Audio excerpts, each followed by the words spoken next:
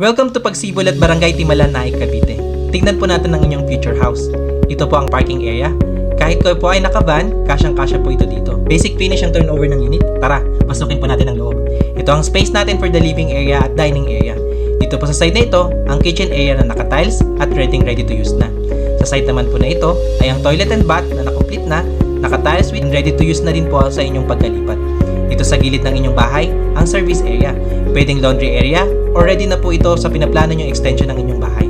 Tara po sa second floor. Nakaslab na po tayo dito and bakal na rin po ang ating hagdan. Pagkakit natin, bubungad sa atin ng space na provision for 2 bedrooms. Dahil duplex ang bahay, madami tayong bintana. Naka-insulation na rin po ito, kaya hindi mainit.